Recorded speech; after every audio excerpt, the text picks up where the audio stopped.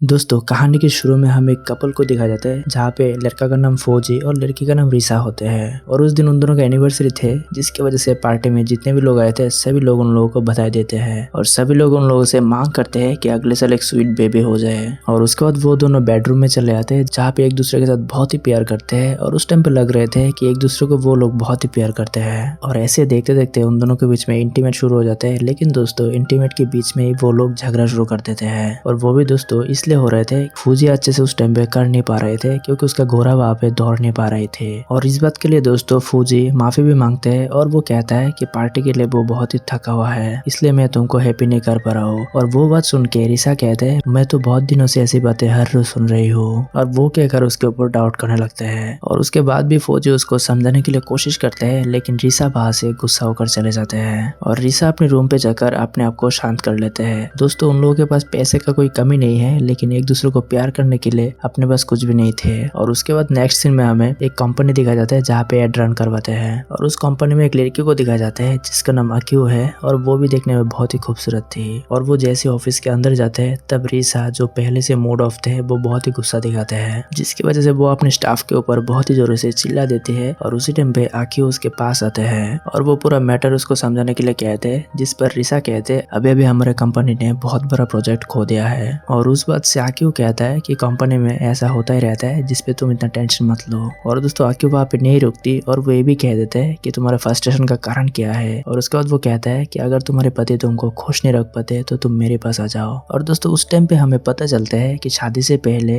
रिसा के साथ अक्यू का अफेयर थे। और उसके दूसरी तरफ हमें फौजी को दिखाया जाता है जो अपने वर्क सेट में काम कर रहे थे तभी उसके मोबाइल पे एक डॉक्टर का फोन आता है जिससे वो ट्रीटमेंट लेने वाले थे। और डॉक्टर उसे बताते हैं कि तुम्हारा जितना भी टेस्ट हुआ है वो सब नॉर्मल है। और फौजी को कहता है तुम साइकोलॉजी के पास जाकर टेस्ट करवाओ। और आगे घर पे जाके वो रिसा को सब कुछ बता देते हैं जहाँ पर रिसा भी कहते हैं उसको साइकोलॉजी के पास जाने के लिए। और उसके बाद फौजी डायरेक्टली डॉक्टर के पास चले जाता है जहाँ पे डॉक्टर पहले कुछ टेस्ट करवाने के लिए उसको एक सोफे पर लेटा देते हैं। और वो शुरू में फौजी और रिसा की पास्ट लाइफ का जितना भी इंफॉर्मेशन है वो सब लेने के लिए कोशिश करते हैं जहाँ पे फौजी एक के बाद एक बताने लगते हैं। और उस पर फौजी कहते हैं पहले तो हम लोगों के बीच में बहुत ही अच्छा रिलेशन था लेकिन लास्ट 6 महीने से मैं अच्छे से कर नहीं पा रहा हूँ। और उसके बाद आगे डॉक्टर रिसा के बारे में कुछ सवाल पूछते हैं जैसे कि तुम जब रिसा के साथ प्यार करते हो तब वो एग्रेसिव होता है कि नहीं या फिर वो बॉयज को पसंद नहीं करते, वो सब सवाल पूछने लगते हैं। और ऐसे करके उन लोगों का वो सेशन खत्म हो जाता है। और दोस्तों सेशन के दौरान हमें फौजी की पुरानी दोस्त को देखते हैं जहाँ पे कैसे वो लोग कड़ी मेहनत करके अपने कंपनी को सक्सेस किए थे और कैसे वहाँ पे कंपनी के पार्टी के दौरान वो जूनियर फ्रेंड्स के साथ कैसे रात गुजारी थी। और उस टाइम पे डॉक्टर से बताते हैं कि कभी कभार लाइफ में कुछ देर बाद लोगों को पता चलता है कि वो कैसे अपने सेम जेंडर से प्यार करने लगे थे। और वो बात सुनकर दोस्तों फौजी बहुत ही टेंशन में आ जाते हैं और वो हाइपर होकर डॉक्टर को बोलते हैं कि मैं अपने वाइफ रिसा को बहुत ही प्यार करता हूँ और पास्ट लाइफ में मेरे साथ जो हुआ था वो सिर्फ एक ही बार हुआ था और वो लास्ट टाइम था।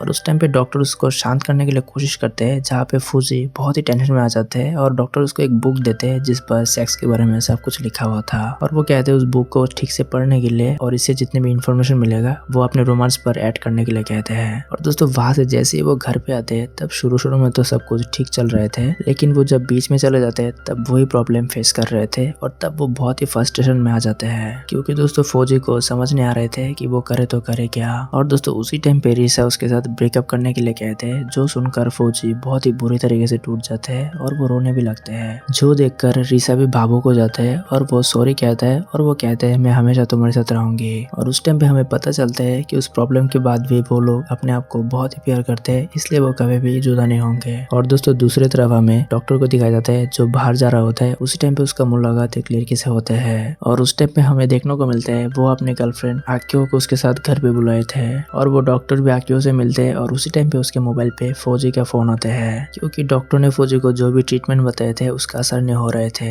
और उस टाइम पे डॉक्टर घर पे नहीं था इसलिए वो फौजी को अपने घर पे बुलाते हैं और उसी टाइम पे फौजी डॉक्टर के घर पे चले जाते हैं। और दोस्तों फौजी उसके घर पे जाते ही जैसे ही डॉक्टर डोर ओपन करते हैं तब फौजी उसको देखता ही रहता है क्योंकि उस टाइम पे डॉक्टर कुछ नहीं पहना था, वो एक शॉर्ट पहन कर आए थे इसलिए वो घर पे बैठकर टेंशन में आ जाते हैं और वहां से वो डॉक्टर को बिना बताए उसके घर से चले आते हैं। और दोस्तों दूसरी तरफ आक्यो रिसा को कंटिन्यूअसली फोन कर रहे थे और उसके साथ रहने के लिए कहता है लेकिन रिसा उसको डायरेक्टली मना कर देते हैं। और उसके नेक्स्ट सीन में हमें देखने को मिलता है फौजी डॉक्टर के साथ बात कर रहे थे तब डॉक्टर उसको कहता है कि अगले सेशन में तुम अपनी वाइफ को साथ में लेके आना। और वहां से दोस्तों फौजी मान जाते हैं और वो रिसा को लेकर उसके पास चले जाते हैं और वहाँ पे जैसे ही डॉक्टर उसको देखते हैं तब उसको समझ में आ जाता है कि वो उसको जानती है, क्योंकि दोस्तों रिसा एक टाइम पे मीडिया हाउस में काम करते थे और उस टाइम पे वो डॉक्टर के साथ शूटिंग के दौरान मिले थे। और दोस्तों वहाँ से शूटिंग खत्म होने के बाद वो दोनों इंटीमेट भी हो गए थे, लेकिन उस टाइम पे रिसा ऐसा नहीं करना चाहती थी। लेकिन जब वहाँ से आ जाने के बाद डॉक्टर उसको फोन करते हैं तब रिसा उसको फोन ना करने के लिए वार्न कर देते हैं। और दूसरी तरफ दोस्तों आकियो भी उसको फोर्स कर रहे थे प्यार करने के लिए, लेकिन जब वो नहीं मानती तब एक टाइम पे रिसा के पति फौजी को वो बुलाते हैं और एक कॉफी शॉप में बुलाकर वो फौजी को डायरेक्टली सच सच बोल देते हैं कि आकियो के साथ रिसा का कैसा रिलेशन है। और दोस्तों फौजी जाके डायरेक्टली वो डॉक्टर को बता देते हैं और वो डॉक्टर उसको कहता है कि वो सब सेटिस्फेक्शन के लिए वो लोग कर रहे थे। और वो डॉक्टर ये भी कहता है कि भले वो गलत है लेकिन इससे रिसा बहुत ही खुश है और तुमको भी अपने आप को खुश करना चाहिए। और दोस्तों ऐसा करके वहाँ पे वो डॉक्टर फौजी के पास चले जाते हैं और वहाँ पे वो दोनों शुरू हो जाते हैं। और वहाँ से जब फौजी घर पे आते हैं तब डायरेक्टली रिसा के ऊपर चिल्लाने लगते हैं, क्योंकि वो रिसा के सच के बारे में पता चल गया है। और रिसा वहाँ से वो गुस्सा आखियों के ऊपर निकलते हैं और वो अपने पति फौजी को फोन करके माफी भी मांगते हैं। और दोस्तों कहानी के आगे आकियो का जो गर्लफ्रेंड है उसको भी रिसा और आकियो के बारे में पता चल गया है, जिसकी वजह से वो उसके साथ ब्रेकअप कर लेते हैं। और दोस्तों उस टाइम पे आकियो के पास रिसा भी नहीं है और उसका गर्लफ्रेंड भी छोड़ के जा चुकी है, जिसकी वजह से वो बहुत ही गुस्से में आ जाती है। इसलिए वो रिसा के पीछे पूरी तरीके से लग जाते हैं। और जैसे ही वो एक दिन डॉक्टर के पास आते हैं तब आकियो फौजी को डॉक्टर के पास जाते हुए देख लेते हैं। और फौजी नॉर्मली डॉक्टर के साथ बात कर रहे थे कि उसके मन में अभी वो सब नहीं आते, और ऐसा करके जब हक करते तब आकियो उसको छुपके से वीडियो कर लेते हैं। और वहां से वो तुरंत रिसा को वो फोटो भेज देते और जैसे ही वो फोटो देखते तब उसका होश उड़ जाता है। और दोस्तों उस टाइम पे रिसा आकियो से डॉक्टर का एड्रेस मांगते हैं और दूसरी तरफ आकियो फौजी को फोन करके बता देते हैं कि रिसा डॉक्टर के पास जा रही है। और जैसे ही रिसा वहां पे पहुंचते तब वो डॉक्टर फौजी के बारे में सब कुछ बोल देते हैं कि वो उसके साथ क्या क्या किए थे। लेकिन रिसा तो वहां पे रोने लगती है और वो डॉक्टर को मारने भी लगते हैं, लेकिन वो डॉक्टर उसको शांत करने के लिए कोशिश करते हैं। और दोस्तों उसी टाइम पे आकियो फौजी के साथ डॉक्टर के घर पे चले आते हैं और एक दूसरे के साथ गुस्सा निकलवाने लगते हैं। और वहाँ पे सभी लोग अपने आप को क्लियर कर रहे थे, लेकिन दोस्तों वो लोग अपने आप को सेटिस्फाइड करने के लिए ऐसा कर बैठे थे